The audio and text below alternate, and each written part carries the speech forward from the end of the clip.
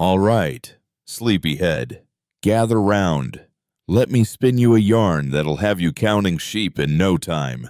Now, before you completely surrender to slumber, go ahead and give this video a thumbs up and subscribe for more bedtime tales. Drop a comment and let me know where you're tuning in from and what time it is in your neck of the woods. And hey, if there's a particular story you're itching to hear, give me a shout.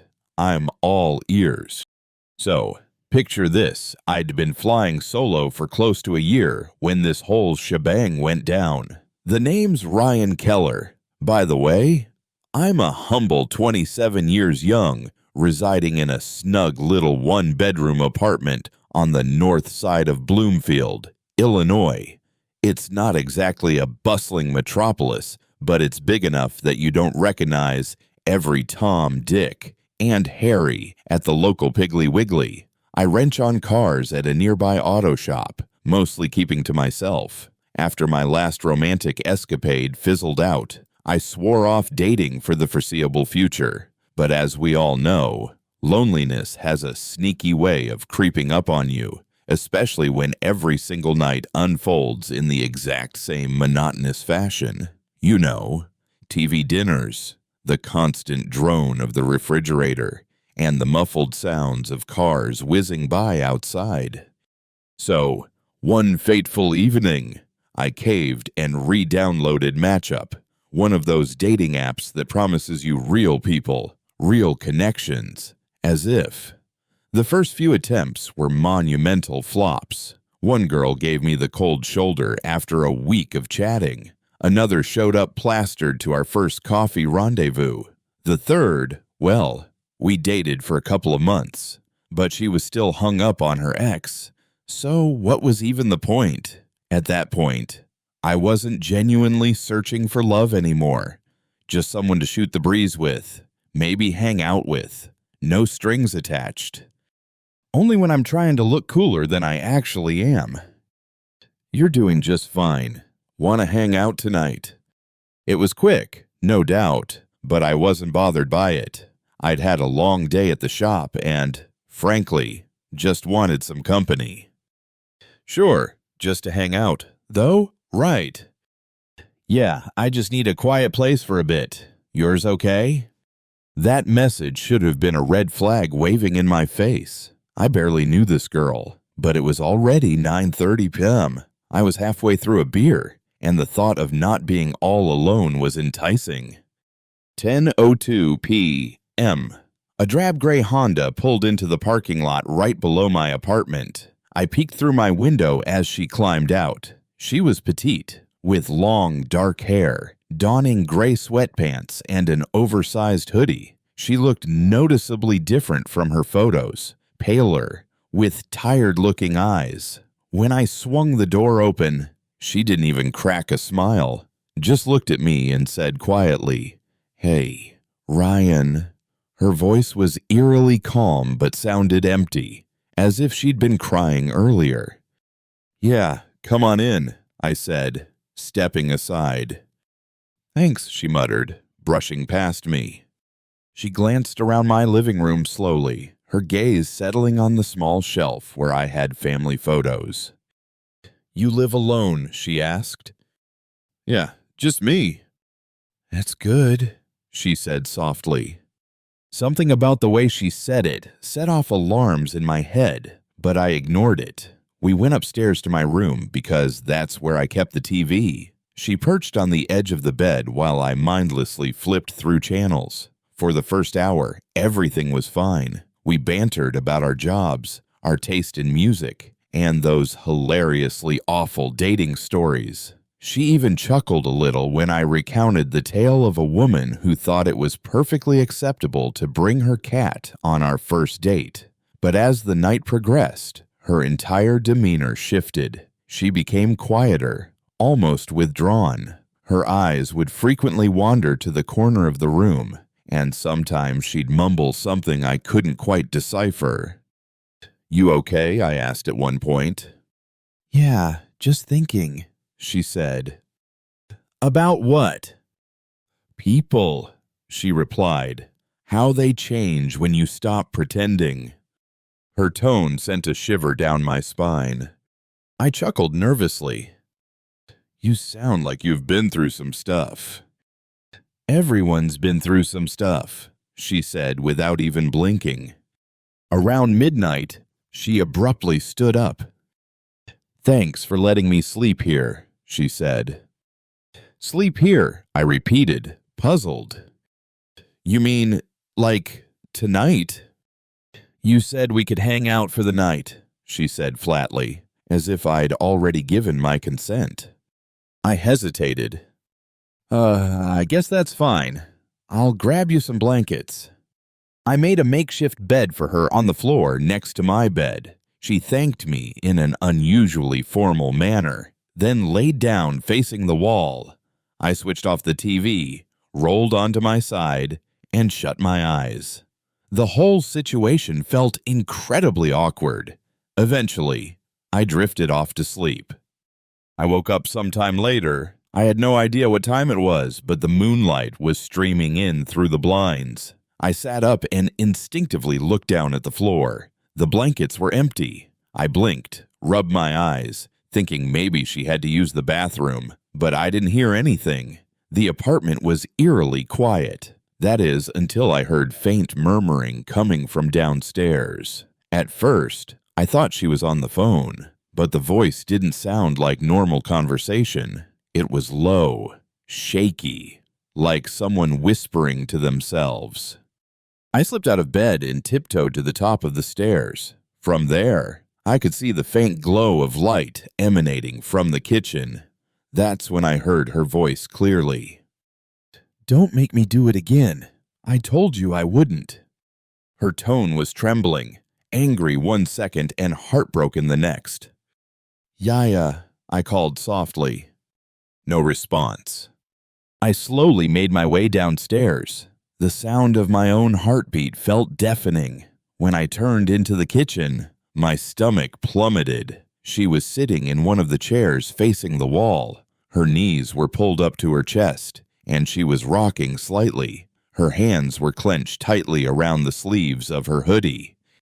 Yaya, I said again.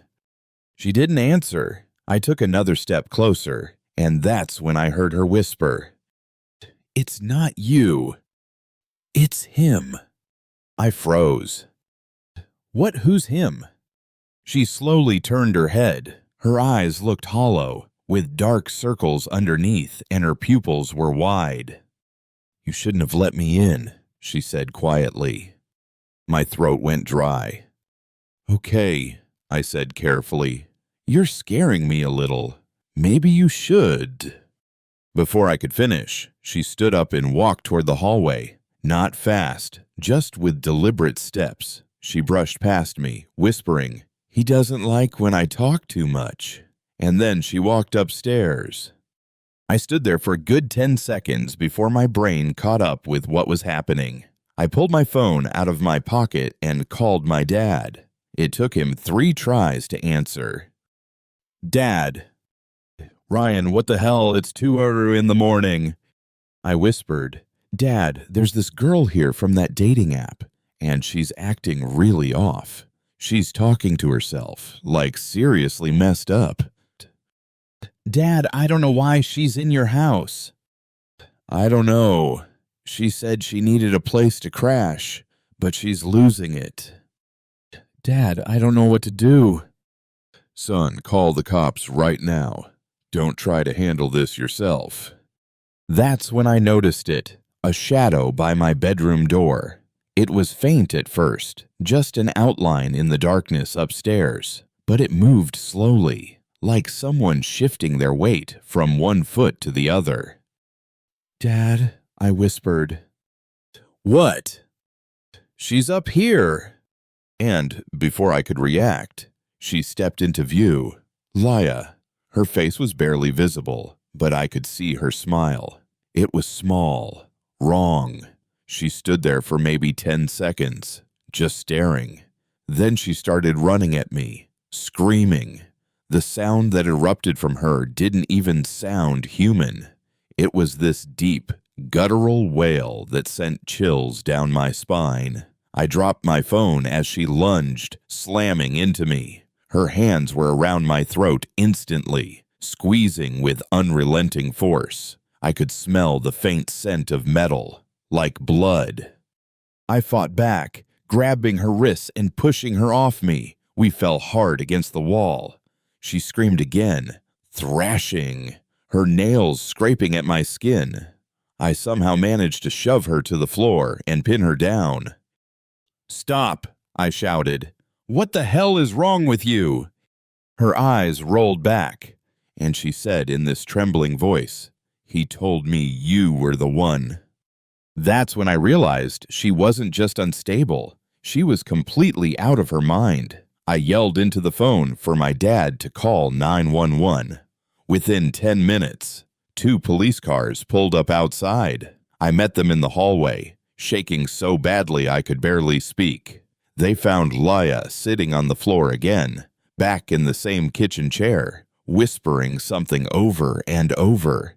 They cuffed her and walked her out. One of the officers came back in and asked, "You said she's from a dating app." "Yeah," I said, my voice shaking. "You should probably stay off those for a while." He wasn't wrong.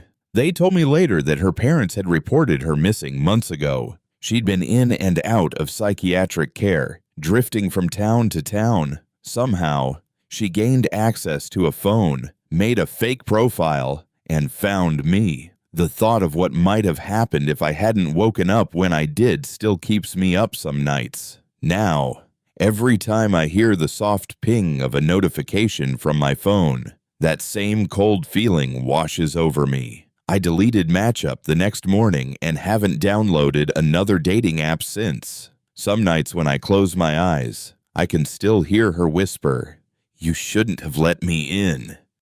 I matched with her on a Thursday night. It had been snowing all day, the kind of heavy snow that seems to muffle everything outside. Traffic, voices, even time itself. I'd been single for most of my life, not because I didn't want to date, but because dating just never seemed to work for me. I dabbled with a few apps before, Tinder, Hinge, Badoo, just for kicks. I wasn't looking for anything serious. It was February 2014, smack dab in the middle of winter, and there wasn't much else to do except huddle inside with my space heater and swipe through faces. That night, I matched with a girl named Lena. Her profile photo was simple, just her sitting in a cafe, her hair cascading over one eye, a half smile on her face, not overdone like most. She looked normal, real. She had one of those faces you could instantly imagine chatting with over coffee. Her bio simply stated, "Not into games, just want good vibes and someone to make me laugh." We started chatting around 8:30 p.m. "Looks like we're both stuck inside thanks to this blizzard." "Yeah, this weather's brutal. You holding up okay?" "Trying. Netflix and leftover pizza are my survival tools." "That's the dream right there. What are you watching?" It was easy, smooth. She wasn't forcing jokes or being awkward. We just clicked. I'd been talking to a few other girls, too, but the conversations were surface level, boring. With Lena, it felt like I was talking to someone who actually wanted to talk. Around 10:15, I said, "You ever meet up with people from this app?" "Not really. You?" "A couple of times. Mostly harmless experiences." "You close by?" "Yeah, I'm like 10 minutes away near Brookdale." "Brookdale. That was super close, only a couple of neighborhoods over." "You seem chill. Want to hang out tonight? Just watch a movie or something." "You serious?" "Yeah, I'm not working tomorrow. Thought it would be fun." I hesitated, staring at the message. It wasn't the first time someone from a dating app had suggested hanging out, but something about her tone, calm, direct, made it feel more believable. "Sure, why not? You can come over. I've got beer, movies, Heat. Perfect. Send me your address. I typed it in and sent it. Cool. Be there soon. Then she went offline. No phone number, no profile picture other than that cafe one. No last name, just offline. I figured maybe she was getting ready or had lost signal. So, I waited. I switched from Netflix to a basketball game rerun, checking the app every few minutes. Nothing. Still offline. By 11:30, I was yawning. I thought maybe she changed her mind, so I turned off the TV and went to bed. When I woke up, my room was still dim.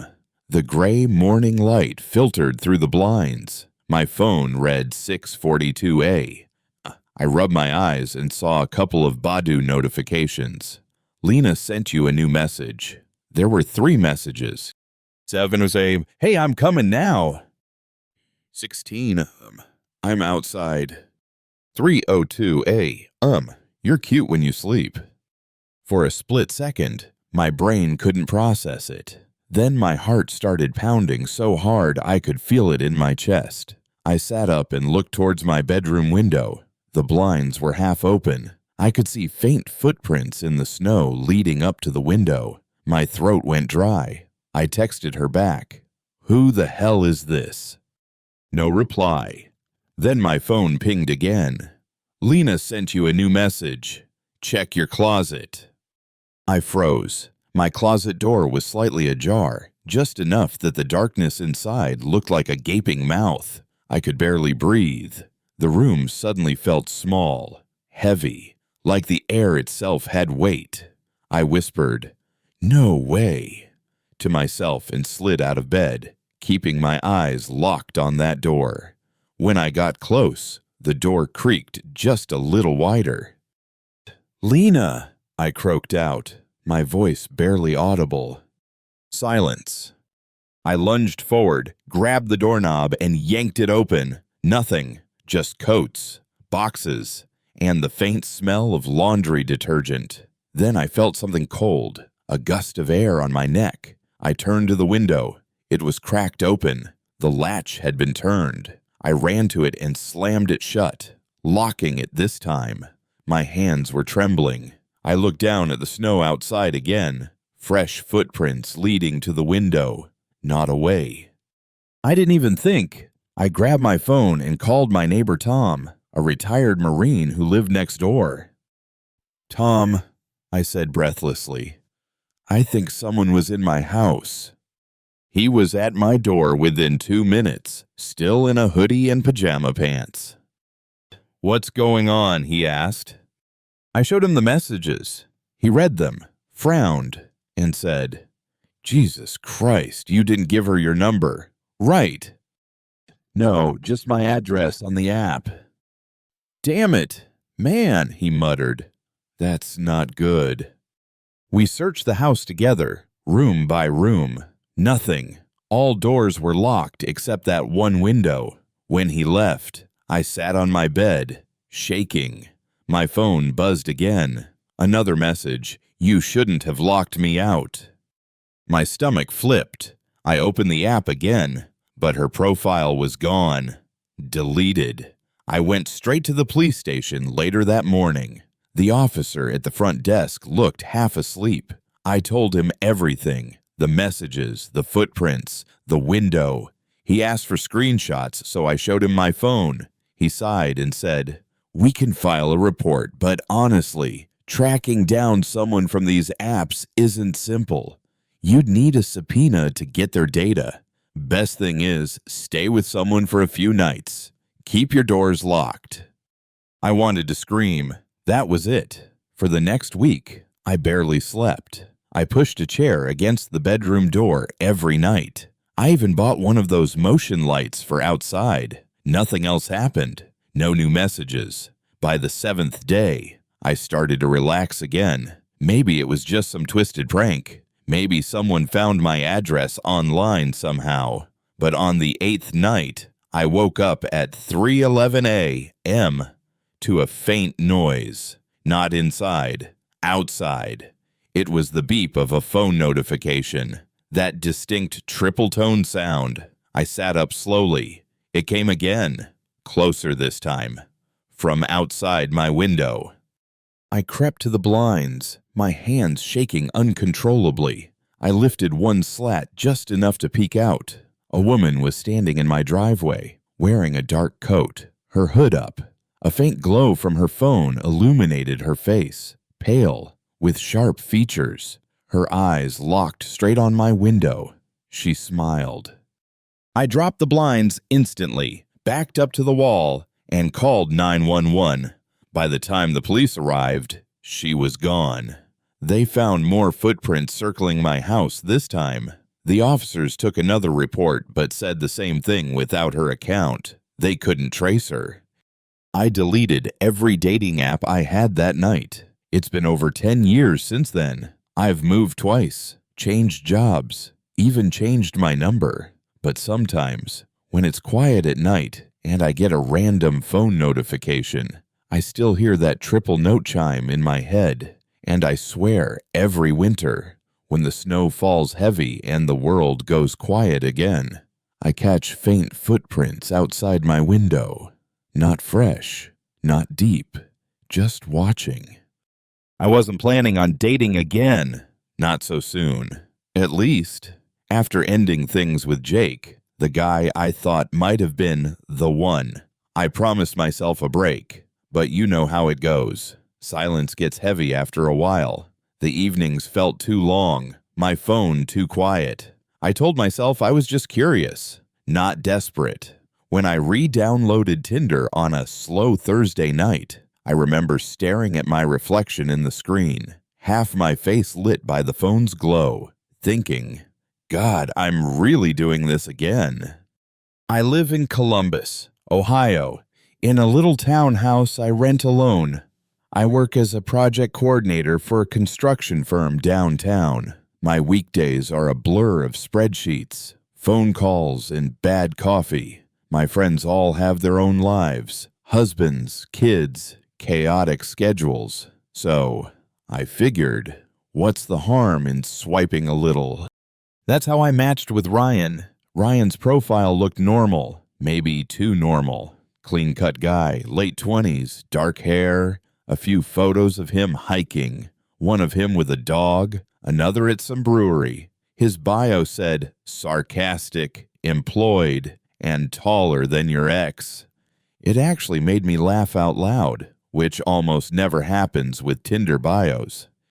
We started chatting. He was witty, quick with comebacks, a little cocky, but not obnoxious. He asked about my favorite places around town, what I did for fun, and what my go-to coffee order was. It felt refreshing. Most guys on the app were either too forward or just plain bland. Ryan was right in that sweet spot of playful and grounded.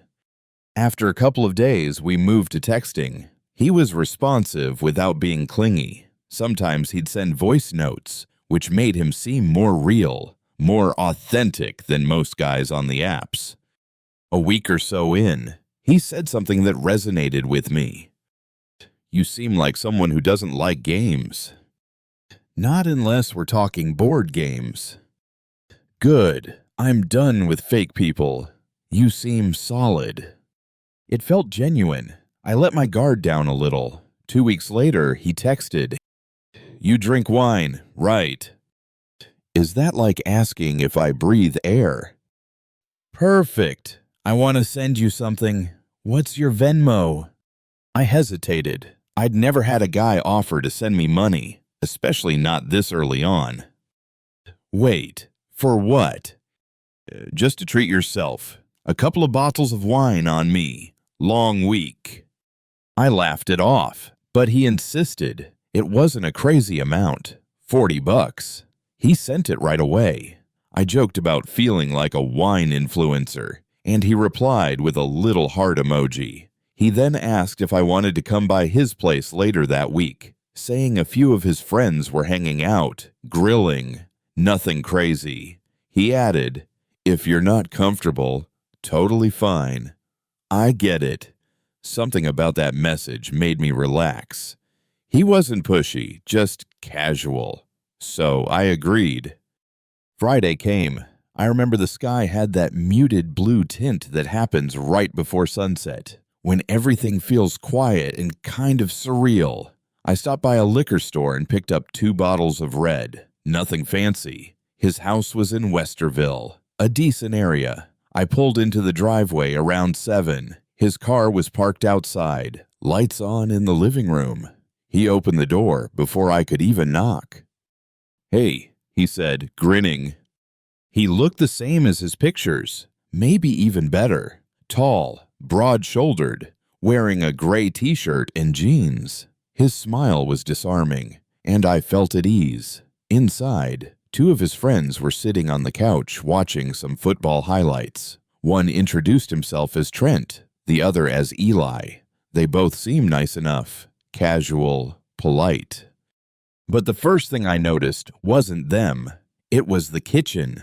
2 of the cabinet doors were completely destroyed, splintered wood, hinges bent, one hanging half off. The others had cracks spidering across them, like someone had punched through. I tried to play it cool. "What happened to your kitchen? Did someone lose a fight with a cabinet?" He chuckled.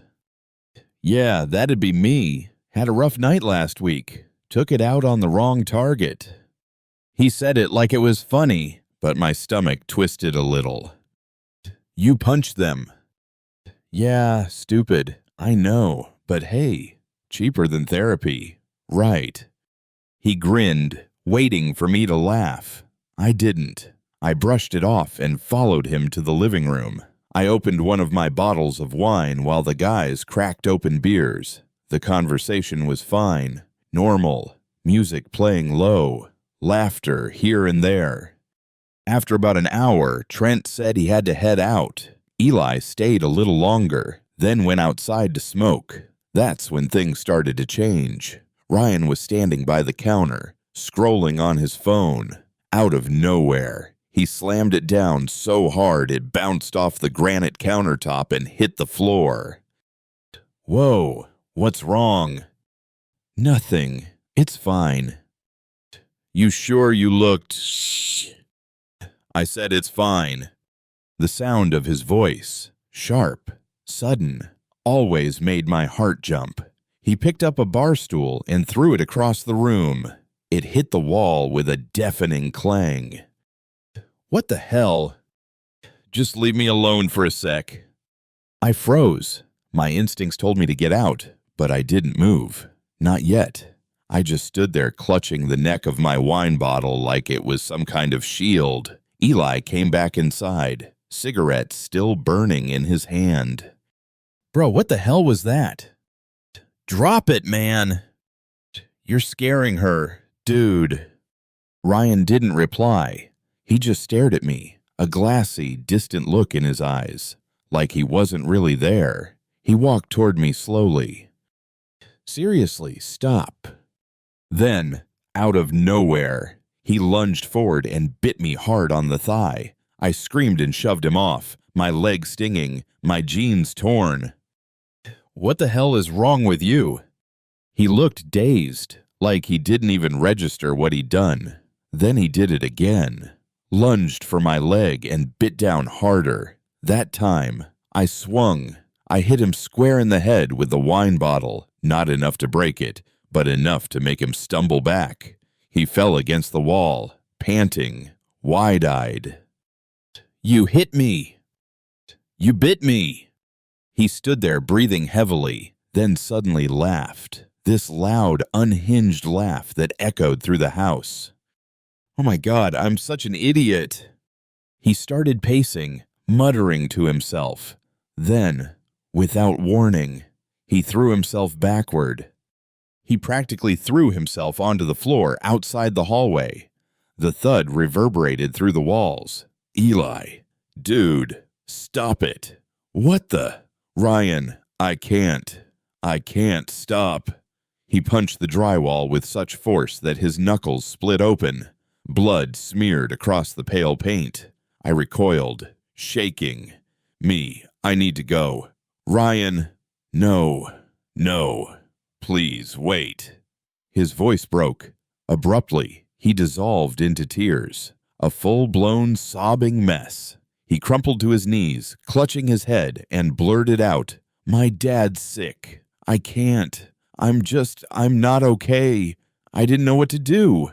Part of me was ready to make a run for it, but another part, that annoyingly empathetic side, hesitated. "Me, you need help.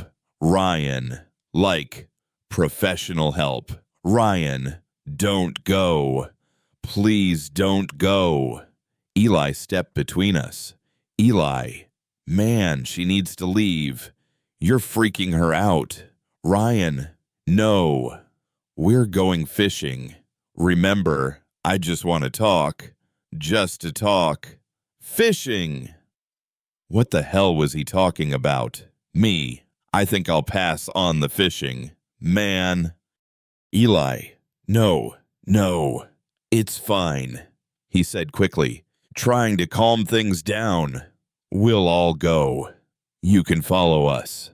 I nodded, grateful for any excuse to get to my car. Outside, the night air hit me like a jolt. I could hear crickets chirping, the faint hum of a lawnmower in the distance, the kind of calm that makes chaos feel even more surreal.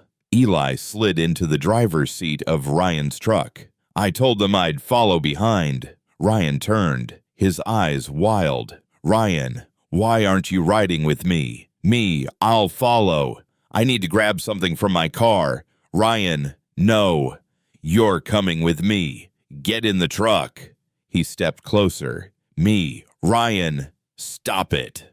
I'm not going anywhere with you." His expression hardened. "Ryan, then go the hell home." He slammed my car door and stormed off. Eli looked mortified but didn't say a word. They drove off, disappearing around the corner. I sat there trembling, trying to catch my breath. I waited a couple of minutes, then started my engine. That's when I saw him again. 3 blocks down, standing dead center in the road, Ryan. He was facing me, his chest heaving, his eyes locked on my headlights. Me, whispering, "Oh my God."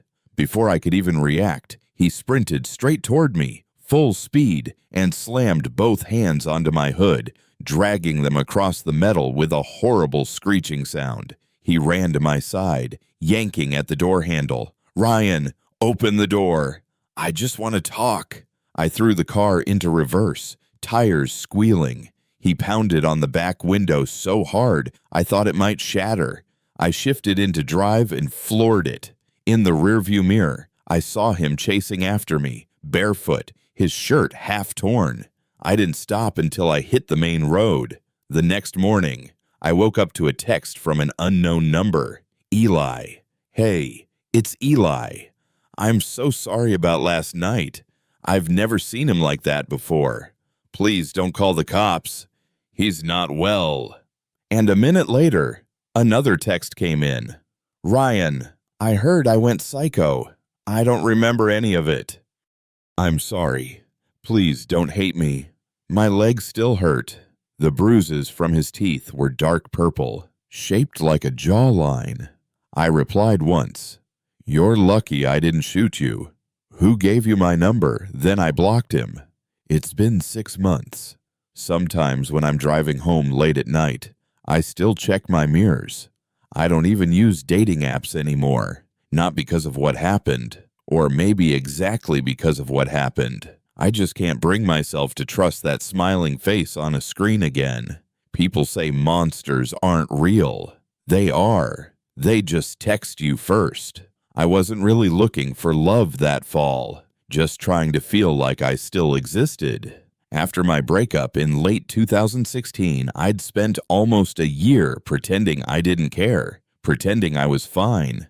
But the truth was, I was exhausted from being alone. I'd go to work, come home, cook for one, and scroll through my phone until my eyes burned.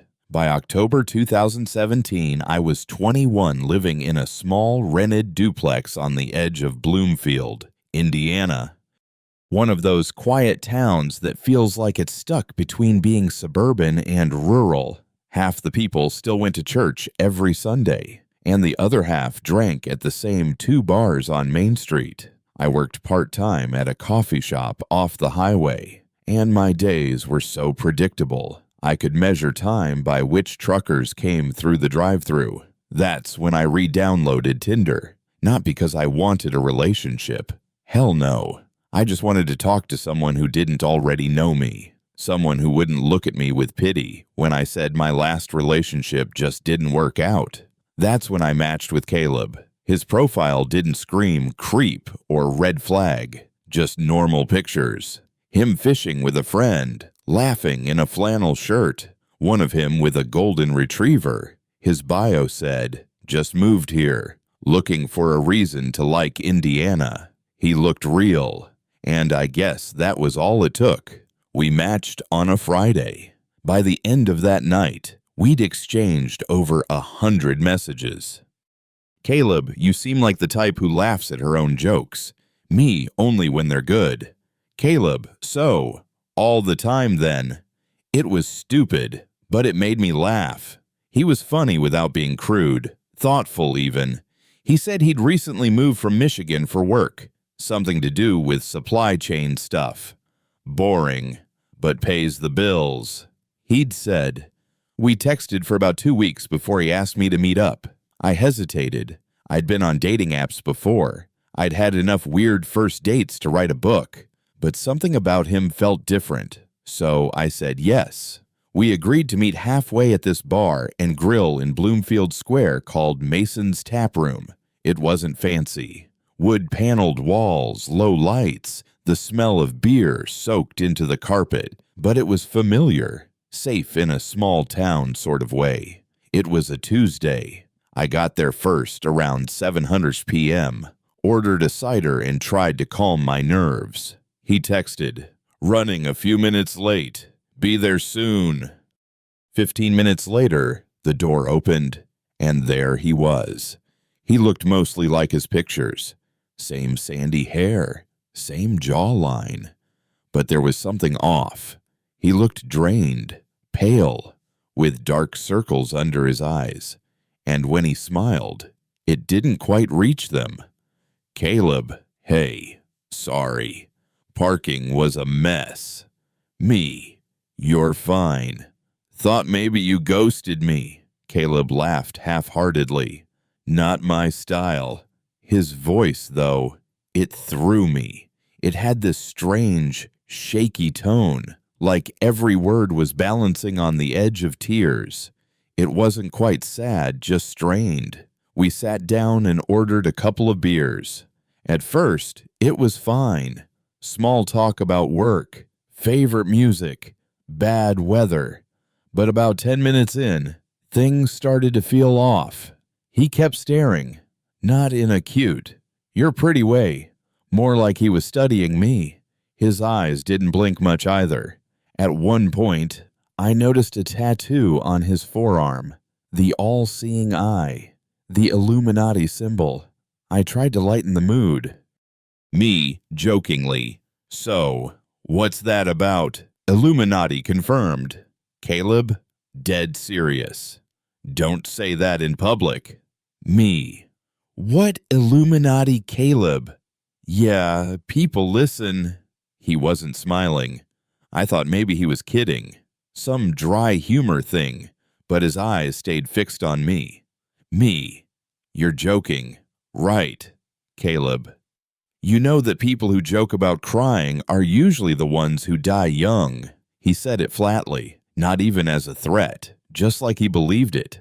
I laughed nervously, trying to steer the conversation somewhere normal. That's dark, I said. Caleb, it's just true. You ever feel like you've died before, and you're just stuck? I didn't even know how to respond. My hands were sweating under the table. Then, as if he realized how weird it sounded, he smiled, and it was wide and sudden. I'm kidding. You're easy to mess with. I forced a smile, too, but something in me told me to text a friend. I shot a message to my coworker, Sierra, just a casual, hey, come to Mason's Tap Room. Bring Emma. She texted back, now me. Yeah, just say hi. About 20 minutes later, they walked in. I waved them over, pretending it was some coincidence. Me. Oh my God. Hey, didn't think you'd actually come out. Sierra figured we'd grab a drink. Caleb smiled tightly. Friends of yours. Me. Yeah, just co-workers. The second I slid over to make room for them, Caleb's hand went to my knee, not gently. He squeezed hard. I looked at him silently, telling him to stop, but he leaned in close and whispered, Caleb, you have beautiful kneecaps. I froze. I didn't even know how to respond. Sierra caught my expression and raised an eyebrow. You good? Me, yeah, just tired. When they ordered drinks, Caleb knocked back his beer like water. Then another. Then another. By the time Sierra and Emma decided to leave, maybe an hour later, he'd had 7 beers. On a Tuesday. I tried to close my tab. He stood right behind me while I signed the receipt, his breath hot on my neck. That's when I noticed he was hard, like visibly hard. I froze. My stomach dropped. I turned, half laughing, half panicked. Okay, I think you've had enough to drink. Caleb, you think I'm drunk. Me, a little. Caleb, I'm just happy. It had started raining outside. I grabbed my coat and bag, ready to say goodbye. That's when he followed me to my car. Caleb, hey, wait. I walked here. Me, you walked. It's raining. Caleb, yeah. Can you drop me? It's not far. I hesitated, every instinct in me screaming no. But part of me, the naive, people-pleasing part, didn't want to seem rude. Fine, I sighed. I'll take you home. He gave me directions through a quiet residential area, the kind with old houses and motion sensor lights that flicker on as you pass. As we neared a small white bungalow, he said, Caleb, this isn't really my house. I'm staying with my sister. The basement's mine for now. When I pulled up, I shifted the car into park. Me. Okay, here we are. Before I could even reach for the unlock button, he leaned in fast. I turned my head to offer a cheek, polite, safe, but he grabbed my jaw and forced his mouth onto mine. His tongue was inside my mouth before I could even process what was happening. I shoved him back. I mean, what the hell? Dude, Caleb. You taste exactly how I thought you would. My blood ran cold. I reached for my phone. Get out of my car. He didn't move. His eyes started to water. Tears, actual tears. Caleb, I'm in love with you.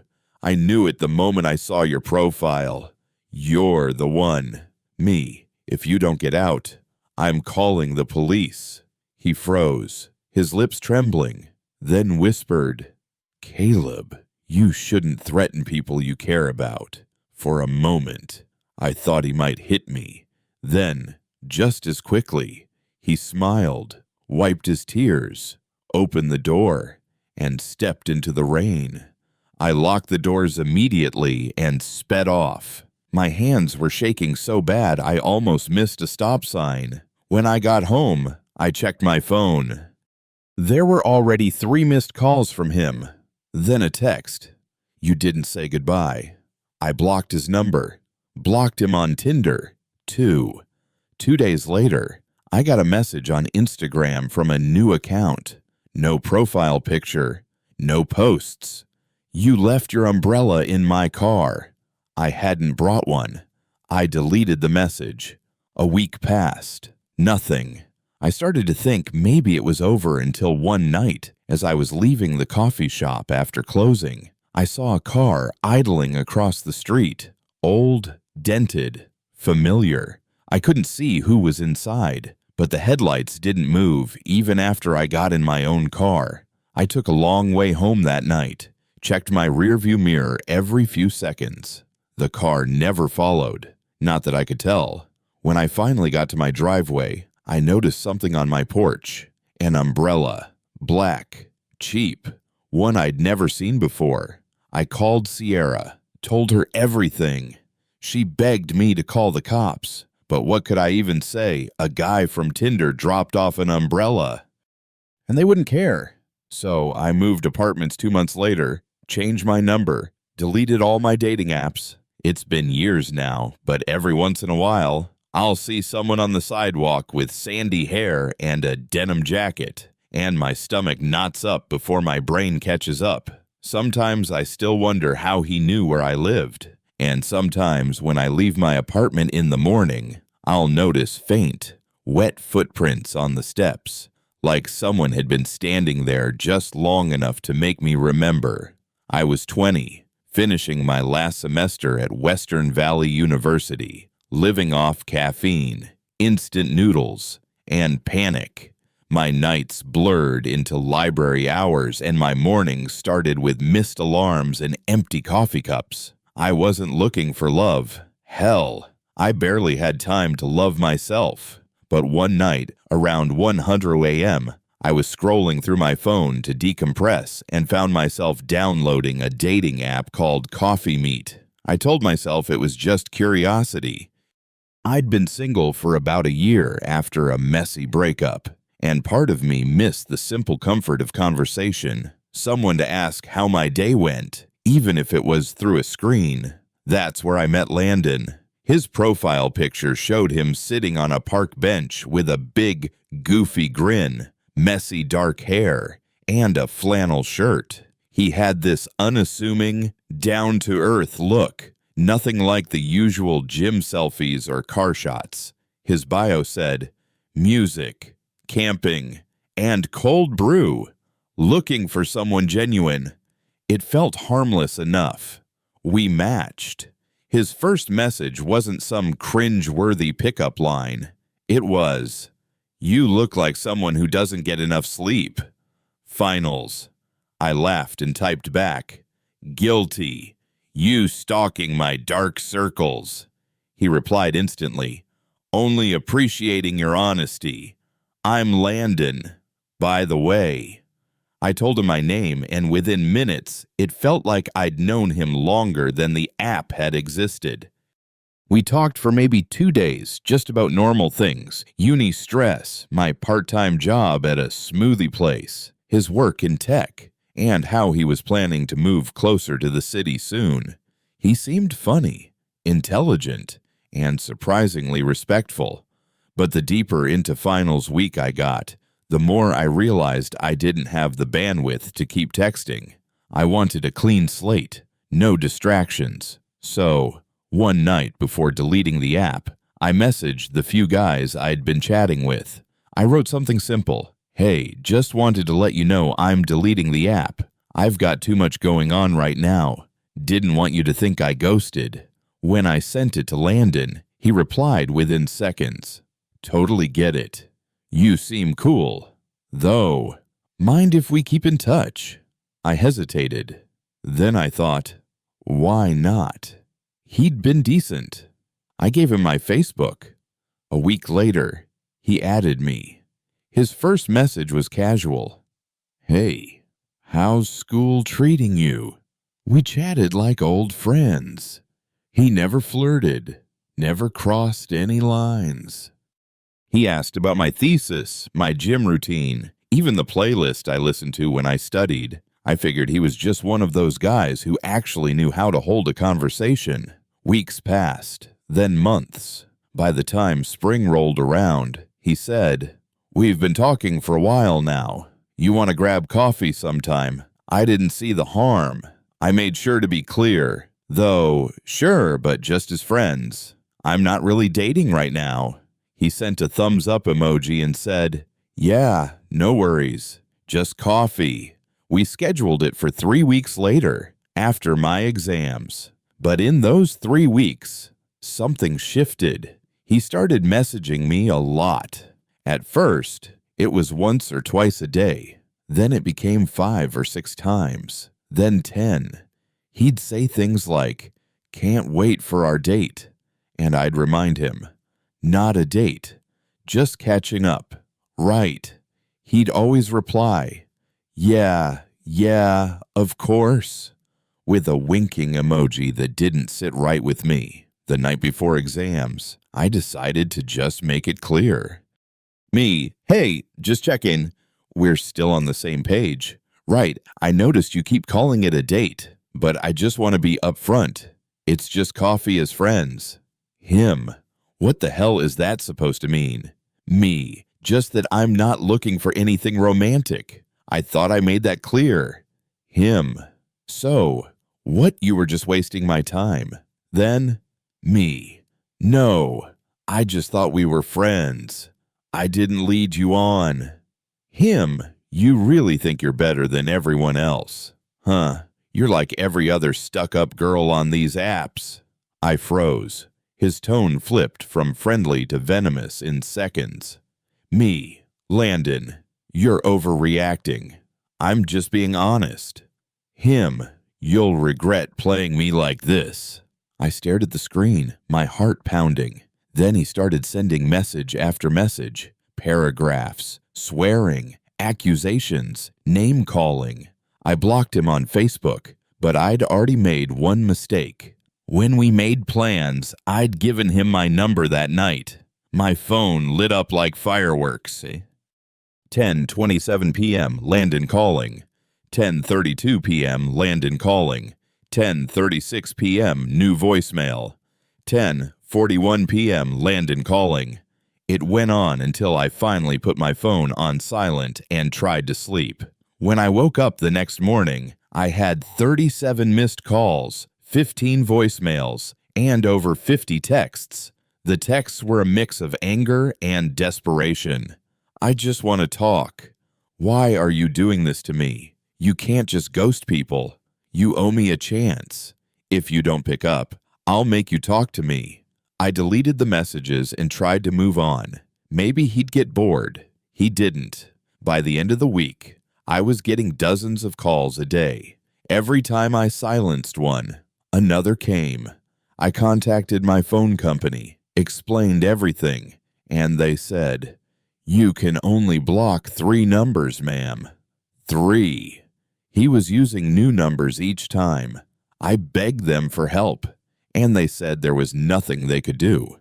So, I called the police. They said, "You'll have to contact your phone provider first, but we can take a statement in case it escalates." Escalate. It did. 3 weeks later, the messages started sounding different. He stopped begging. He started planning. "You can't hide forever. I know your Thursday gym routine. You walk home from class around 6. Right. I'll come to you if you won't come to me." Every word sent a chill down my spine. He was piecing together my schedule from our old conversations, my campus, my work hours, my gym. I stopped going to all of them. I stopped leaving the house after dark. One night, I was lying in bed when a new text buzzed in. "Girls like you always think they can get away with it, but you'll see. I'll make sure you do." My blood turned cold. I called the police again, my voice shaking. They told me to come in the next morning. I gave them every text, every voicemail, every screenshot. The detective I spoke to, Officer Marquez, looked me dead in the eye and said, "You did the right thing. We'll file for a restraining order." Within a week, the order went through, and just like that, silence. No more calls, no texts, no voicemails. It was like he'd vanished off the face of the earth. Months later, when I could finally breathe again, I looked him up. The Facebook account was gone. The phone numbers were dead. But through a mutual friend of a friend, I found out something that made me sick to my stomach. He wasn't 26. Like his profile said, he was 34, a grown man pretending to be younger. For months, I'd been chatting with someone who studied me like a case file. I think about it sometimes, how normal it felt at first, how quickly things spiraled, how easily someone can slip into your life through a screen. Now, When people ask why I hate dating apps, I just say because I met Landon, and I never, ever let strangers know my schedule again. I'd only been in the States for about 2 months when the boredom finally got to me. I'd wake up every morning in my small one-bedroom apartment in Tacoma, scroll through my phone, and end up watching reruns of 90 Day Fiancé while eating reheated takeout from the night before. I'd come here from Melbourne for a job transfer temporary. At least that was the plan. But between the long work hours and being in a city where I knew no one, I felt like I was dissolving into routine. So, one Friday night, wine glass in hand and soft jazz humming from my Bluetooth speaker, I decided to re-download a dating app just to talk. I told myself, maybe grab dinner with someone who didn't talk in Slack messages. I didn't even have a clear goal. Wasn't looking for love or hookups, just company, human warmth. After scrolling through profiles that ranged from shirtless mirror selfies to just ask what I do for work, LOL, I matched with a guy named Caleb. His profile was normal. Something about liking craft beer, hiking, and bad dad jokes. He had a half smile in all his pictures, not trying too hard. I liked that he messaged first. So, are you another Aussie here to correct us on how we say aluminum? I laughed out loud. Only when you started it. That was our start. Light teasing. Easy. Over the next 2 weeks, we texted daily. He worked in IT, lived about 15 minutes away, liked old horror movies, and apparently made a mean French press coffee. He wasn't flirty in a gross way. Just casual, the kind of normal that felt like a relief after some of the creeps I'd encountered online before. Finally, he suggested we meet in person. There's this pub near downtown, O'Malley's. They do trivia and serve the best wings. You in? It had been ages since I'd gone out just for fun, so I said yes. The night of our date, Tacoma was cold enough that I had to wrap my coat twice over. I wore a simple black dress and ankle boots. Nothing fancy, just something to say. I care, but I'm not trying too hard. When I got to the pub, the place was buzzing with laughter, the faint smell of beer and fried food filling the air. I scanned the room and finally saw him waving from a booth near the back. For a second, I hesitated. He looked different. Not bad, just older. Maybe by 5 or 6 years. His jawline wasn't as sharp as in his pictures, and his hair was shorter, thinner, but his eyes were kind. And when he stood up to hug me, he smelled faintly of cologne and clean laundry. "Hey, you made it," he said, smiling. "Yeah," I laughed, "though I almost didn't recognize you. You've changed your hair." "Oh yeah," he chuckled awkwardly. "Needed a new look. We ordered drinks." He got a pale ale, and I ordered a cider. The conversation flowed effortlessly. We reminisced about our favorite travel experiences, shared stories about bizarre coworkers, and I voiced my fears about the American healthcare system. He chuckled at my sarcasm and said he found my bluntness refreshing. "So, what brought you out here?" he inquired. "Work," I replied. "I'm assisting with a client project for a few months. It's supposed to be temporary, but who knows? Thinking about sticking around." "Maybe," I said, "if I don't go crazy from the rain first." He laughed and reached across the table, gently brushing his thumb against my hand. I didn't pull away. It felt pleasant, normal. By the time we finished our second drinks, it was getting late. I stood up to grab my coat. "Want a ride back?" he asked. "It's freezing out." "I'll just grab an Uber," I said. "It's okay." "Come on," he said with a grin. "My place is only 3 blocks away. We can grab a cup of coffee, warm up, and I'll drop you off at home afterward. I promise. Just coffee." I hesitated. It wasn't the worst idea. His apartment was close, and he seemed harmless enough. But then again, every woman I knew had a story that started with, "He seemed harmless enough." He must have noticed my pause. "Hey, relax," he said. "You can even call your friend and give her my address if it makes you feel better. I just don't want the night to end yet." That last line got to me. It sounded sincere. I told myself not to overthink it. "All right," I said finally. "Just coffee. And I mean actual coffee." "Scout's honor," he said, raising his hand like a Boy Scout.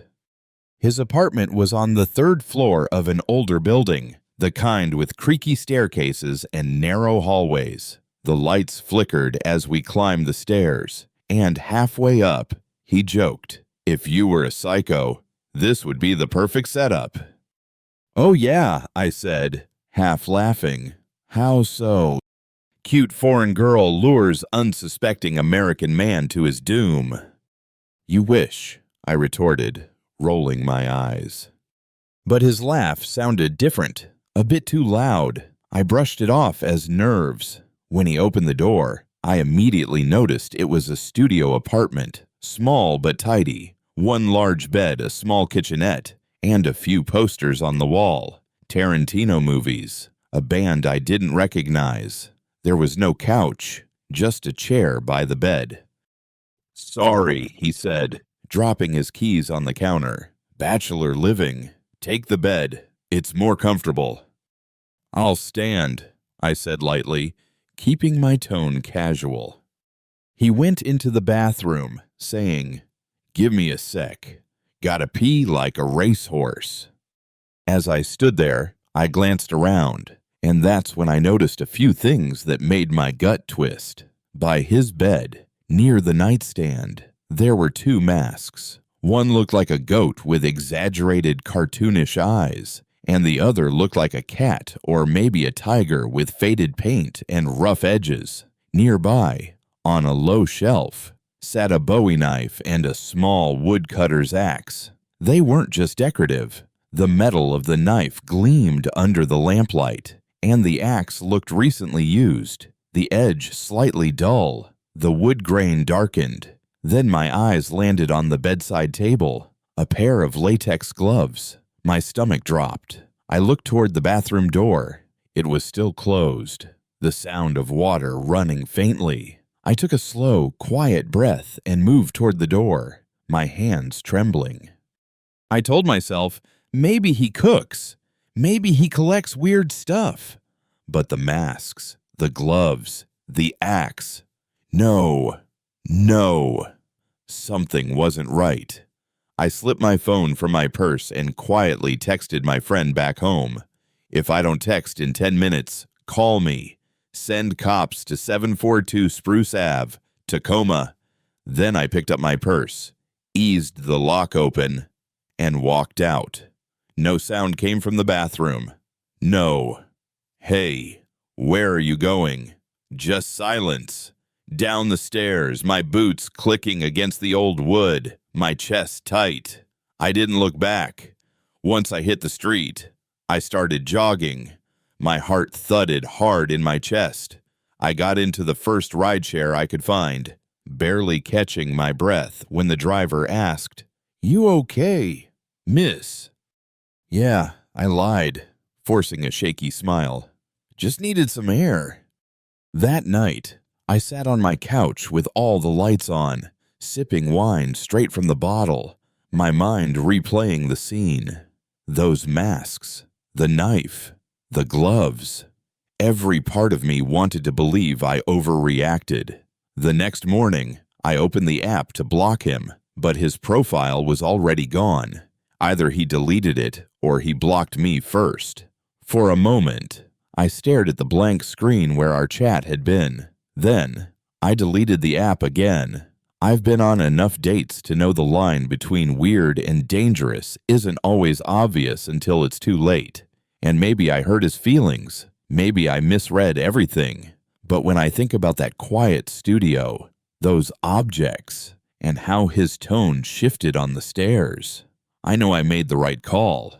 because sometimes walking away is the smartest thing you'll ever do. I remember the first time I downloaded a dating app again after my breakup.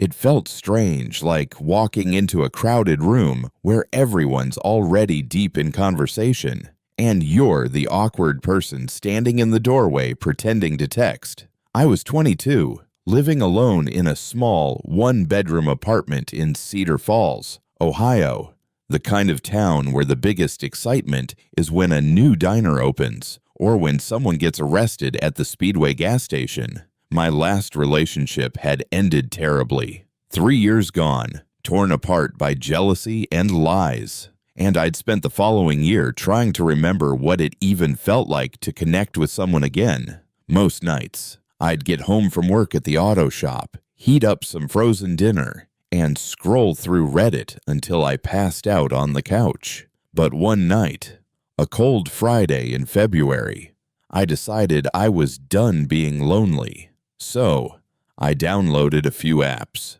Bumble, Hinge, Tinder, and eventually, OkCupid.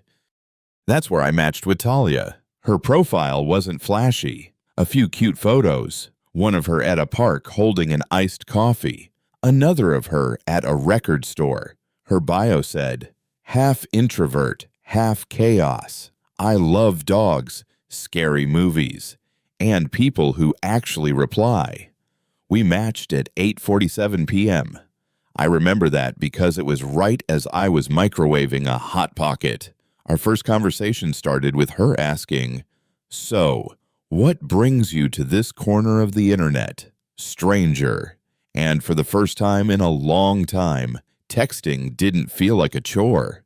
Over the next 2 weeks, we talked every night. She lived about 20 minutes away, on the west side of town near Willow Bend. She said she lived with her older brother until she could afford her own place. She told me about her job at a pet supply store, her cat named Juniper, and how her ex wasn't worth the therapy bill. She was funny, sarcastic, but also kind. There was a softness in her text. I could feel it. When I finally asked if she wanted to grab dinner one evening, she replied almost instantly, "Sure, you pick the place. I'm easy." Well, not like that. We planned for Friday night. I'd pick her up at 6:30 and we'd grab tacos at a local spot called El Camino Grill. I remember checking my reflection in the rearview mirror 3 times when I pulled up in front of her house. It was a small, beige place with a dim porch light and a half-dead rosebush under the window. The house number, 228, was nailed slightly crooked above the door. The street was quiet, lined with parked cars and bare trees swaying in the winter wind. The sun had just dipped below the rooftops, leaving that cold, blue tint that makes everything feel still. I texted her, "Hey, I'm outside." A few minutes passed. I could see the faint light from her window flicker, maybe from a TV or a lamp. I waited. Another text came through from Talia. "Hey, sorry. My brother's being super annoying. He says he wants to come outside and meet you real quick before I go." I stared at that message for a second, then typed back, Okay. Is that necessary?" She replied right away, I know. He's protective. Just humor him. I swear he's harmless." I sighed, trying to shake off the annoyance. A minute later, the front door opened. Out stepped a tall guy, easily over 6 feet, wearing a black hoodie and dark jeans. He had a buzz cut, a sharp jawline, and a serious look that didn't match the harmless description I'd been promised. He gave a short wave, then walked toward my car. I got out to meet him halfway. "Hey," I said, forcing a polite smile. "You must be Talia's brother." He extended his hand. His grip was firm, too firm.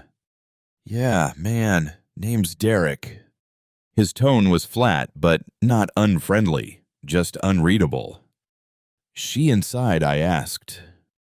"She's getting ready. Thought I'd just come out and see who you were." He glanced at my car, then at me again. His eyes didn't blink much. Appreciate you coming to pick her up, bro. Lot of weirdos out there, you know. Yeah, I chuckled nervously. Tell me about it. He nodded, his gaze not leaving my face. You cool if you come in for a sec? She's almost ready. House is cold as hell. Though, so don't judge. Every instinct in me said no, but it felt rude to refuse, so I said, sure, that's fine.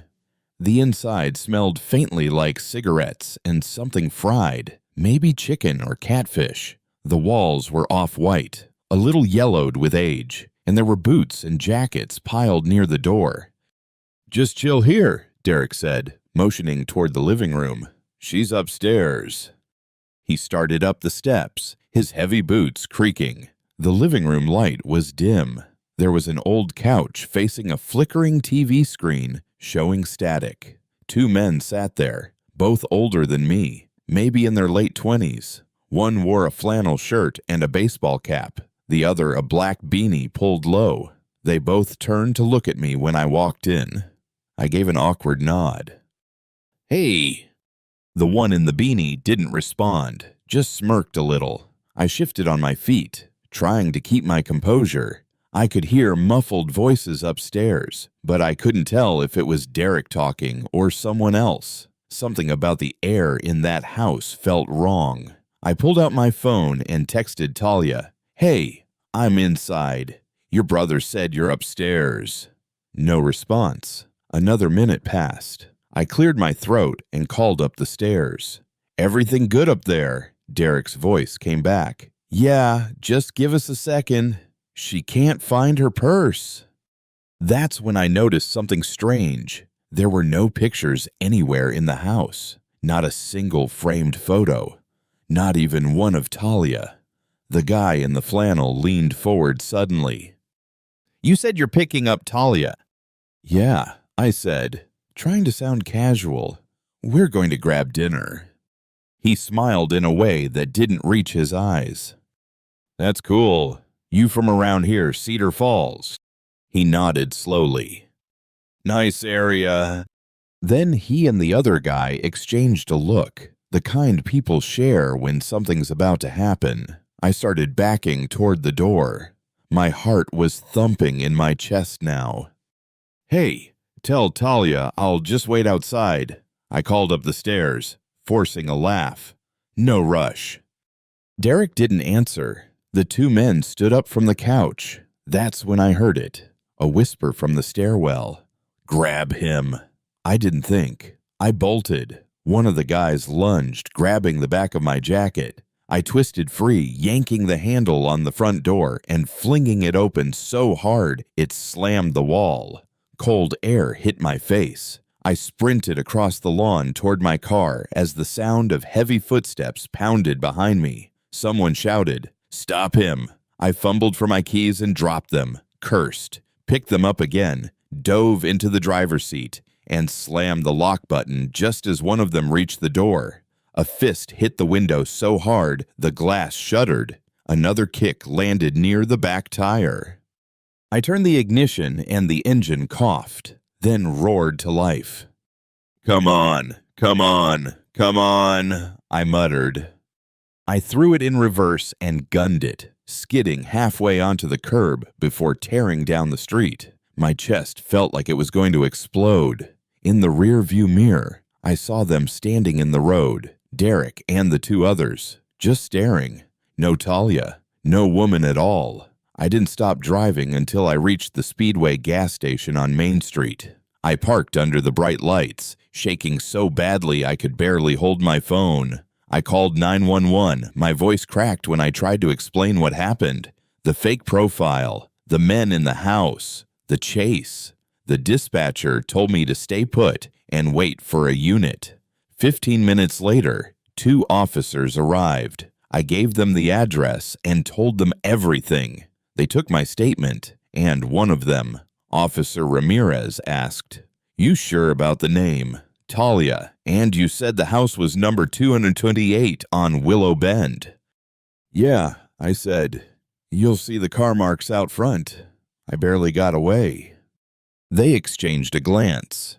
Ramirez sighed. "That house has had reports before," he muttered. "Different people, every time. They use fake accounts to lure folks, usually for robbery, sometimes worse." The blood drained from my face.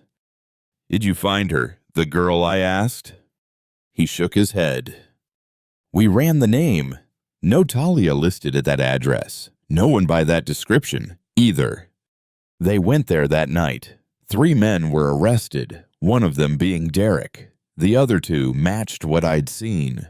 A 4th suspect got away. And, of course, the OkCupid account vanished within an hour of the incident. I didn't sleep for 2 nights after that. Every sound outside my apartment made me flinch. When I finally checked the app again, I realized how easy it was for someone to build a fake identity. A few stolen photos, some fake charm, and a story that makes sense. Just long enough. For weeks, I kept replaying it. What if I'd parked farther down the street? What if I hadn't noticed their eyes? What if I'd hesitated another second at that door? Sometimes I still think about that house, about the 4th man who got away. And every time I drive through the West Side, I swear I still see that dim porch light glowing at 200 to 28 like it's waiting for someone new to pull up. The next lonely guy, just looking for a date, just looking for someone to talk to, just like I was. I moved to Portland in the fall of 2016, chasing what I thought would be a clean slate new job, new city, new everything. After spending 5 years in upstate New York, working a dead-end IT support position in a gray cubicle with fluorescent lights buzzing over my head, I finally got an offer at a mid-sized software company downtown. It wasn't glamorous, but the pay bump and the idea of starting over somewhere new felt like a breath of fresh air. For the first few weeks, everything was quiet. Too quiet. I'd go to work, come home, make dinner, maybe watch something on Netflix, and scroll endlessly through my phone before falling asleep. No family nearby, no friends, just me in my apartment with creaky floors and a window view of an alleyway behind a Thai restaurant. Loneliness creeps up on you slowly. You don't even realize it's happening until you catch yourself talking to your microwave timer. So, like a lot of people my age, I turned to Tinder. The first few matches went nowhere, a few hey messages, some polite small talk, and then ghosting. Then came Sierra. Her profile stood out. She had shoulder-length auburn hair, dark green eyes, and this kind of wild, free-spirited energy in her photos. She had tattoos down both arms, mostly geometric shapes and moons. And in her bio, she wrote, "Painter, collector of old souls, currently vibing through the universe." Cheesy. Yeah, but something about her seemed genuine. I swiped right. Within minutes, it was an instant match. Her first message, "You've got gentle eyes, that's rare." I didn't really know what to say to that, so I sent back a smile emoji and a, "Thanks. I guess you've got mysterious eyes." We hit it off surprisingly quickly. She talked a lot about art, crystals, spirituality, and energy healing. Normally, that would have been a red flag for me. I'm more of a logic and science kind of guy, but she seemed fun, playful, alive in a way I wasn't. After 3 days of texting and sending memes back and forth, she suggested meeting up. "Let's get a drink," she said. "I know this small bar near Hawthorne that has live jazz on Thursdays. Cozy vibes." Sounded perfect. That Thursday night, it was cold and misty, the kind of Portland night where the streetlights look like tiny glowing orbs in the fog. I wore a flannel shirt and jeans, nervous as hell, but trying to play it cool. I texted her that I was outside. A minute later, her front door opened. She stepped out slowly, wearing a long, dark green coat and a knitted beanie. She smiled, small but deliberate, and said, "Hey, finally. I was starting to think you were a catfish." "Not today," I said, trying to laugh. "You ready?" She nodded and gave me a quick hug, but it felt off.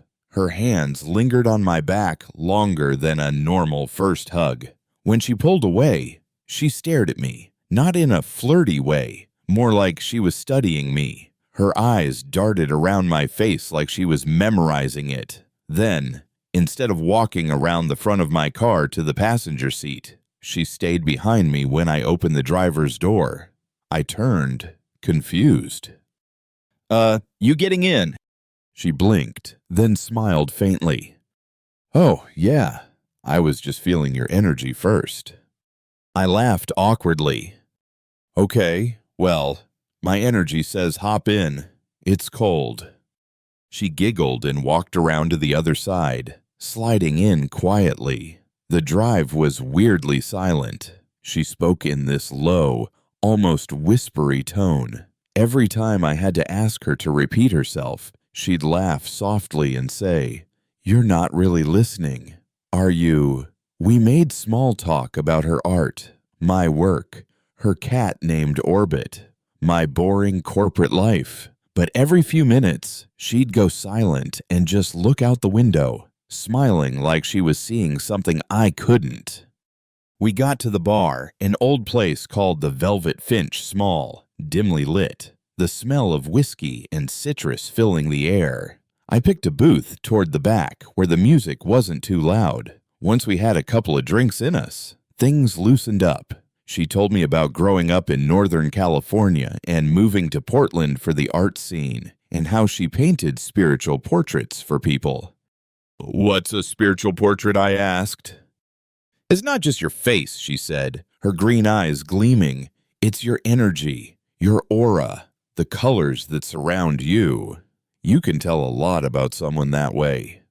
She stared at me for a long moment before saying, "You've got gray and orange around you. Gray means confusion. Orange means passion. That's an interesting mix." I laughed it off. Guess that checks out. I'm confused and passionate about a lot of things. But her expression didn't change. "No, really. It's strong. Like, dangerous strong." That line stuck with me, the way she said it. Soft but intense. After 2 more drinks, I was buzzing pretty good. She seemed calmer, friendlier.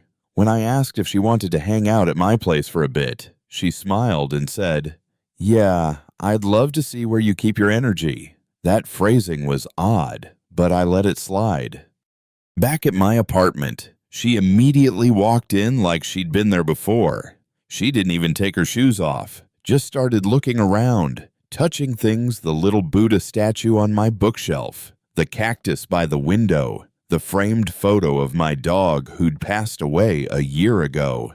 She stopped at that photo and whispered, "He's still here. You know, he hasn't moved on." I frowned. "What?" "Your dog. He likes the window. He watches you." It sent a chill up my spine. I had never mentioned my dog to her. Not once. "How'd you know I had a dog?" She smiled without turning around. "He told me." We sat down, and I poured a couple of whiskeys. I tried steering the conversation back to normal stuff: music, travel, food. But she was fixated on the crystals on my coffee table. "You burned sage?" she asked. "Yeah," I said. "Helps me focus when I'm stressed." "Can I light it?" I shook my head. "Nah, it's kinda my thing. I like to do it myself." That's when her mood changed. Her shoulders stiffened, and she turned her head slowly toward me. Her pupils were huge. "You don't trust me?" she asked. It's not that. I just don't." "You don't trust me." Her voice dropped lower than before. The whole room felt heavier. Then, as quickly as it came, she smiled again. "It's fine. You'll learn." She picked up one of her necklaces, a small silver pendant with what looked like a glass shard inside. "You know," she said, "this isn't just jewelry. It's my link. My key." Key to what I asked. To my past lives. I tried not to smirk, but she caught it. Her face went blank. "You don't believe me." "I mean, I believe you believe it," I said carefully.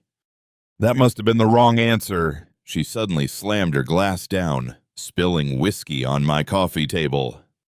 "Do not mock what you don't understand." I froze. Her voice echoed in my small living room.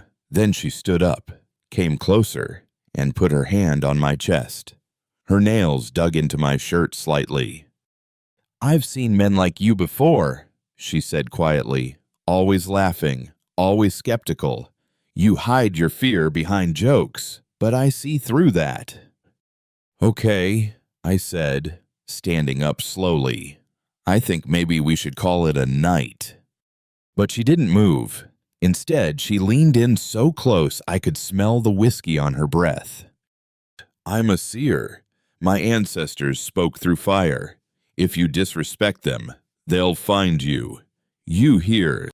I didn't answer. I just backed away. She reached for the whiskey glass, dipped her finger in it, and drew a cross on my cheek. "Now you're marked." My heart was pounding. "Sierra, stop. You're drunk."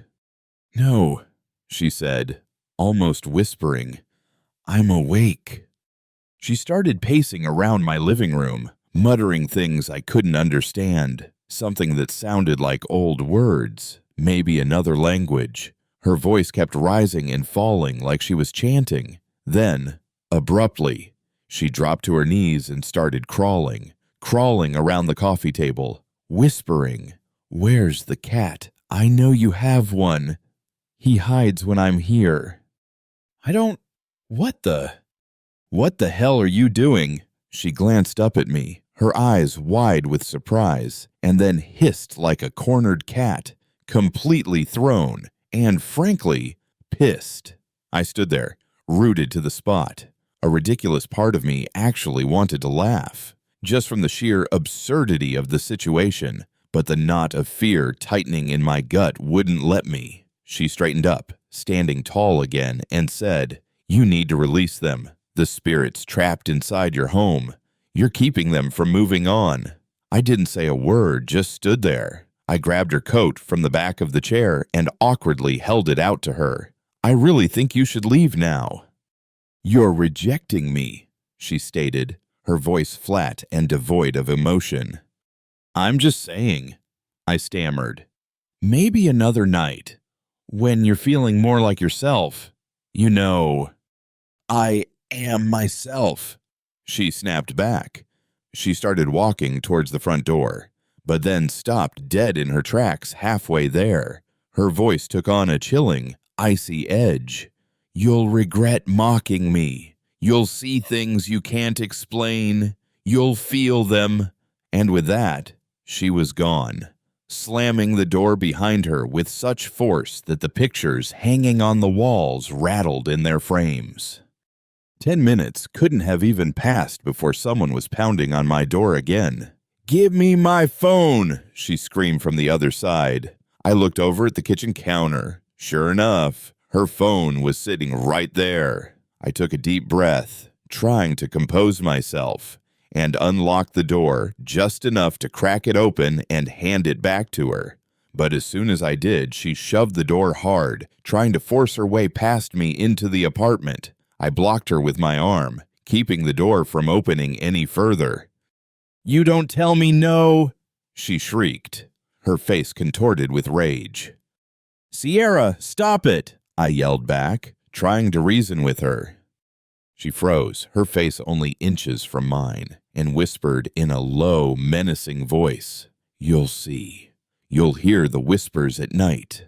Then she snatched her phone from my hand and stormed off down the hallway, mumbling incoherently to herself. I stood there for what felt like a long time, my heart still pounding in my chest, before finally gathering myself enough to lock every deadbolt and chain on the door. That night, I barely managed to get any sleep at all. I kept hearing strange noises, soft taps on the window pane, faint creaks and groans coming from the hallway right outside my apartment. At one point, I could have sworn I heard someone whispering my name from inside the living room, but every time I flicked on the lights, there was absolutely nothing there. Over the next few days, I started seeing shadows in the periphery of my vision, in places where shadows shouldn't have been. Things would move slightly, just enough to make me question my sanity. A candle would be out of place. A book would be open on a different page than when I was sure I'd closed it. I kept trying to convince myself that it was just anxiety, or maybe some lingering adrenaline from that crazy night. Still, every single time I walked past that spot on my cheek where she had drawn the upside-down cross with her lipstick, I could have sworn the air felt noticeably colder. A week or so later, I saw her name pop up on Tinder again. The same photos, the same bio, but when I clicked on her profile, it said no longer available. Curious. I tried searching for her Instagram account. Gone. Her phone number had been disconnected. It was like she had completely vanished off the face of the earth. I mentioned the whole bizarre experience to one of my coworkers over lunch one day, and he just shrugged and said, "Dude, sounds like you totally dodged a psycho there." Yeah, maybe I did, but every night since then, I swear I sometimes wake up to the faint sound of whispering, like someone is sitting right outside my window, softly repeating my name over and over.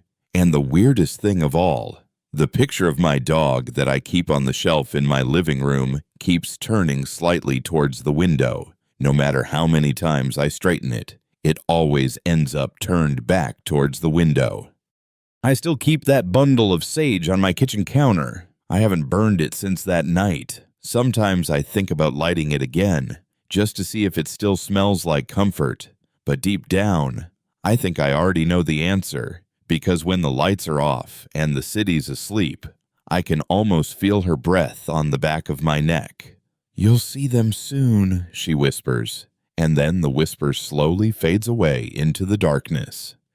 I never would have imagined that something as seemingly harmless as a dating app could have almost gotten me killed. Back then, I was 17 years old enough to think that I had a pretty good grasp of how the world worked, but definitely not old enough to understand just how quietly cruel it could really be. It had been almost 2 full years since my girlfriend, Lisa, had broken up with me.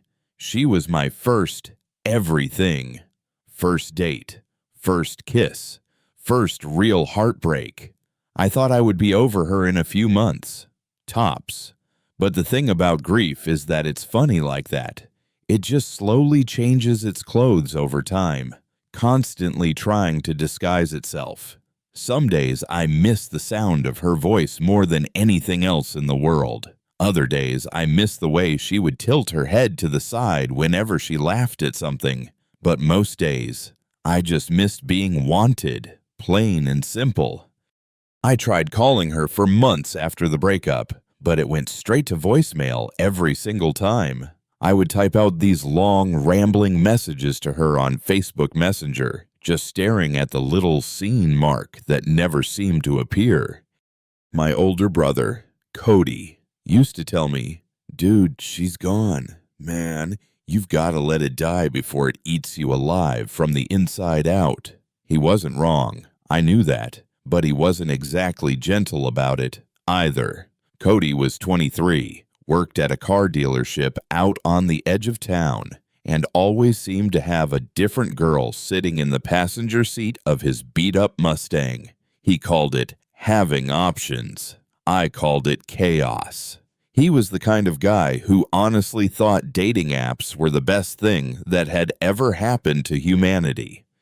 One night, while we were both sitting in the living room, watching some dumb TV show, he said, "You've got to stop sulking around. Man, just download Tinder. There's a whole buffet of possibilities out there. I told him, I don't want to hook up with anyone. Cody, I just want to feel normal again. He shrugged, popped open another beer, and said, then don't hook up with anyone. Just talk to someone. Flirt a little bit. You'll remember what it feels like to be desired. He made it sound so incredibly simple, like healing was just some kind of settings option in a video game, and I just hadn't toggled it on yet. But he was right about one thing. Sitting around moping and staring at old text messages definitely wasn't doing me any favors. So that night, I downloaded Tinder.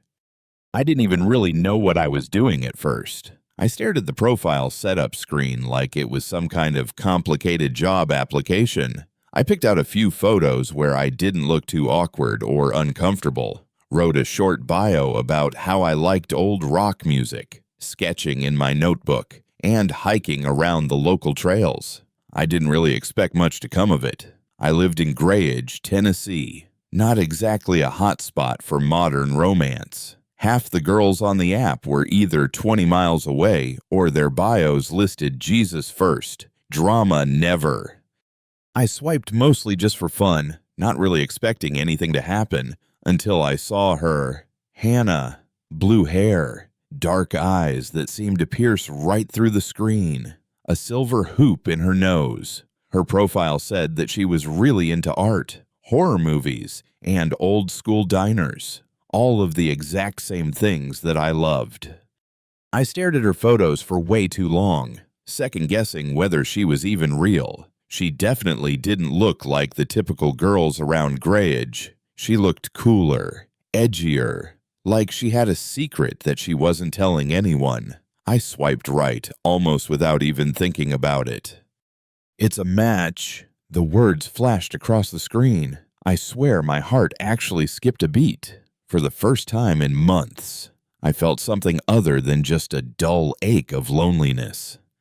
I sent her the first message. Hey, I didn't expect to find anyone around here who actually liked the Misfits. She replied almost instantly. Well, I certainly didn't expect to find anyone around here who even knew who they were. We talked for hours that night, just trading messages back and forth. She said that she had moved to Grayage fairly recently to live with her aunt. She even mentioned that she went to Westbrook High, which was my high school. I was immediately confused. You went to Westbrook, I typed back. When? Last year, she replied. I was pretty quiet, though, sat in the back of Ms. Kemp's English class. You probably didn't even notice me.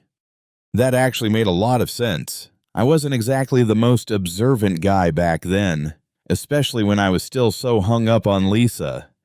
She wrote, You seem sweet. Want to hang out sometime? I didn't even hesitate for a second. Yeah, sure. When? Tomorrow night.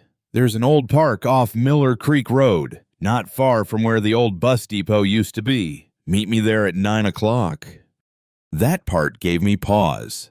The park she mentioned, Fairview Park, had been mostly abandoned ever since the floods 2 summers back. It was overgrown, eerily quiet, and there were no lights except for the one flickering one by the old tennis courts. I'd driven past it 100 times, but I'd never actually gone inside. Still, she seemed genuinely excited, and I definitely didn't want to seem like some kind of weirdo. Sounds good, I said. I'll be there. The next day, I couldn't focus on anything. Not work, not food, not even my mom nagging me about taking out the trash. It felt like my first real step out of the grave that I'd been slowly digging for myself ever since Lisa left. Around 8 o'clock, I told Cody that I was going out to hang out with someone. He let out a low whistle, already smirking knowingly. Damn, Tinder works fast. Just be careful, okay? I'll be fine, I said, rolling my eyes. He pointed his beer bottle at me. For real, though, don't go meeting up with anyone sketchy. If she asks you to come to some random place out in the middle of nowhere, just say no. It's a park, I said. Relax, it'll be fine. I tried to laugh it off, but looking back, that's the last time I remember genuinely laughing that night. By 8:55 p.m., I was standing under the flickering light at Fairview Park. It was even quieter than I had expected. The kind of quiet where you can actually hear your own pulse pounding in your ears. The air smelled like wet grass and rotting wood. My phone said 9:03. I sent her a text message. Hey, I'm here. No reply. 9:10. Still nothing. I tried calling her, but it went straight to voicemail. At 9:25, I started pacing back and forth. My breath came out in white clouds in the cool night air. Figures, I muttered under my breath. Catfished. I was just about to leave when headlights suddenly cut across the park. A dark sedan slowly rolled up. An older model, but clean and polished, like something from the early 2000s. The driver's side window rolled down, and a man leaned out. He was in his late 30s, maybe early 40s. Thick beard, baseball cap pulled low over his eyes, calm and measured voice. You, Dylan, he asked. I froze. Yeah. Who are you? He smiled, a slightly unsettling smile that didn't quite reach his eyes. Name's Rick. Hannah's dad. I felt my guard drop a little. Oh, she didn't tell me you'd be here. He chuckled softly. Yeah, she had to run to her friend's house for a little bit. Sleepover or something. Forgot to message you, but she told me you might still come by. Said you seem like a nice kid. I figured I'd drive you home. No point in walking this late. Right. I hesitated. Everything inside of me was screaming, no. But his tone was so friendly, the way adults talk when they're trying to be reassuring. Sure, I said, rubbing my arms to ward off the chill. That would be cool. Hop in, bud, he said. The warmth of the car washed over me as soon as I sat down. It smelled faintly of stale cigarettes and pine-scented air freshener. I buckled my seatbelt. He started driving, the headlights cutting a path through the dark trees. After a minute or so, I said, You can take Main Street to Birch. That's usually faster. He nodded. I know a quicker way. This one skips all the town traffic. I stared out the window. We definitely weren't heading towards Main Street. Instead, he had taken the old industrial road that led to the outskirts of town, the part near the abandoned mills. This doesn't look like the shortcut I know, I said, my voice tight. Rick chuckled again. You're just not used to the back roads, kid. Trust me. I wanted to trust him. God, I really wanted to. But the way his knuckles were gripping the steering wheel, the way his eyes kept flicking over to me every few seconds, something just felt deeply, instinctively wrong. Then I noticed it. A handgun, tucked between his seat and the center console, just barely visible in the dim light. My stomach twisted into a knot. I went completely still, staring at the glove compartment. He noticed me. His tone changed almost instantly, becoming deeper, colder. You okay back there? Yeah, I lied. We drove in silence for another minute before I quietly reached for the door handle. It didn't budge. Child lock. Hey, can you just drop me off at the gas station up ahead? I asked, trying to keep my voice even. My brother's working late there. Rick smiled, but still didn't look at me. Don't worry, kid. We're almost there. Almost where? He didn't answer, just pressed harder on the gas pedal. The trees outside blurred into a green and black streak. I could feel my pulse pounding in my throat. I glanced down at my phone in my lap. No signal. I typed out a message anyway. Cody, Something's wrong. Call police. But the message wouldn't send. I knew I had two options: stay quiet and hope for the best, or act. Then, something sharp glinted in the light near my feet. A small folding knife, probably his, had dropped onto the floor. My brain screamed, "Do something!" As he slowed down for a sharp curve, I grabbed the knife and stabbed him hard in the side. He roared in pain, the car swerving wildly across the gravel road. "You little..." He punched me hard in the chest, knocking the wind out of me, but I kicked the passenger door as hard as I could. It burst open when the lock finally gave way. I tumbled out of the car, hitting the dirt and rolling down the embankment. Gunshots echoed behind me. 1, 2, 3. Branches snapped unnervingly close to my head. I didn't look back. I just ran. The forest swallowed me whole, thick, wet, and seemingly endless. My breath tore through my lungs like fire. My sneakers slid on the mud and fallen leaves. Every sound seemed too close, too loud. "Get back here!" he shouted from somewhere behind me. I ducked behind a fallen tree, clutching the knife tightly in my hand. My heart was hammering so loudly that I swore it would give me away. I heard him crashing through the brush, his flashlight beam slicing through the darkness. "Come on, kid. Don't make this any harder than it has to be." He was limping, swearing under his breath. He passed right by me, his flashlight beam just inches away. When his light disappeared further into the trees, I ran the opposite way. I don't know how long I ran. Maybe 20 minutes, maybe a full hour. Time didn't seem to exist anymore. Just fear. When I finally saw the faint glow of a road through the trees, I almost cried with relief. I stumbled out onto the asphalt, covered in dirt and sweat. A red hatchback came around the bend. I waved my arms like a madman, shouting, "Please, help me, please." The driver, a middle-aged woman, slammed on her brakes. She rolled down her window just a crack. "Are you okay?" "I was kidnapped. He's still back there in the woods." At first, she hesitated, her eyes filled with suspicion. Then, she seemed to make up her mind and unlocked the passenger door. "Get in!"